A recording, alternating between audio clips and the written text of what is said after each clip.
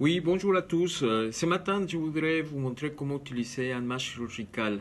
La première chose à faire, c'est de se nettoyer les mains avec du gel hydroalcoolique ou bien avec de l'eau et savon, plus de 20 secondes. Et une fois que nous avons les mains propres, nous pouvons procéder à toucher les masques. Les masques chirurgicaux, si vous voyez, sont des masques qui sont avec des élastiques. On les touche que d'ici. Il y a deux côtés, il y a les côtés externes. Les masques ont la marque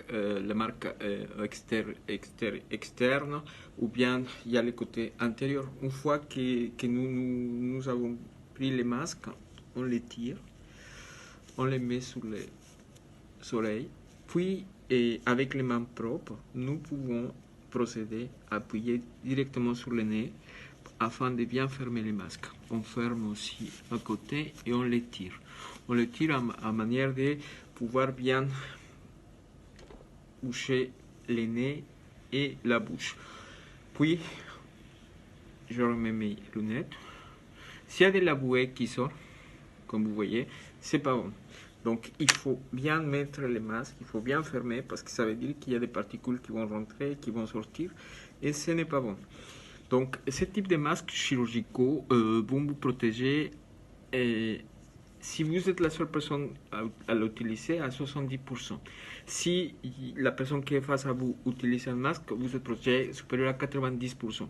Peu importe si vous n'avez pas ce type de masque, ce n'est pas la peine d'utiliser des masques FPP2. Si vous avez des masques en tissu faits à la maison ou achetés sur le marché, il n'y a pas de souci, ça va vous protéger pareil, supérieur à 90%.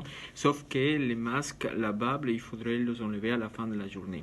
Un masque comme celle-ci, il est valable pendant 4 heures. Après, il faudrait les changer. Il faut toujours tenir compte qu'ils sont des masques qu'il faut jeter à la poubelle.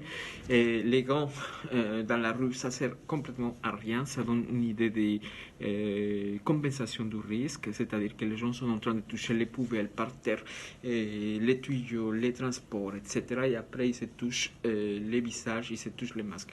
Une fois que le masque est mis, on les bouge plus, on les touche pas, on les tripote pas. Si vous avez besoin de boire, si vous avez besoin de manger, vous faites pareil, vous vous nettoyez les mains avec du gel ou des savons, puis vous enlevez votre masque, comme ça. Et après, vous procédez à boire, vous procédez à manger, tout ce que vous voulez, et après, vous remettez votre masque. Mais il faudrait tenir en compte les mêmes règles, c'est-à-dire qu'il faut bien appuyer sur le nez. Un masque, on ne l'utilise pas comme ça, on ne le met pas comme ça, on ne parle pas comme ça. Un masque, on ne le porte pas comme ça, c'est pas bon, c'est pas bon, c'est pas bon. Si vous le touchez, c'est mort, ça ne sert à rien et effectivement vous êtes en train d'amener des micro-organismes dans votre visage, dans votre corps. Il faudrait se souvenir que le coronavirus est transmissible par la voie oculaire, par la voie respiratoire, par la salive, par la voie digestive. Donc il faut vraiment faire attention à toutes les gestes barrières.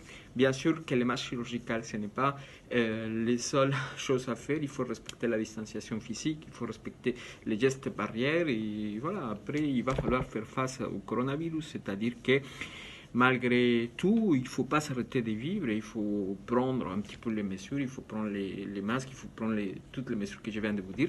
Il ne faut pas utiliser des gants dans la rue, ça ne sert à rien. Et s'il y a quelqu'un qui peut vous contaminer, vraiment, c'est les gens qui ont des gants dans la rue. Parce qu'ils pensent qu'ils sont hyper protégés, mais ils sont en train de s'exposer énormément. Et après, ce sont des gens qui, ces types de gants, ils sont hyper contaminés. Nous les utilisons en clinique pour un seul acte pour des actes précis. Mais tout de suite après, on le lève, on n'a pas tout le gant pendant toute la journée parce qu'on sait que ce n'est pas bien, ce n'est pas bon et qu'un gant, c'est sali assez rapidement et il va être la source de contamination à tous les niveaux. Utilisez les savons, utilisez les gels hydroalcooliques et surtout, bon courage. À bientôt.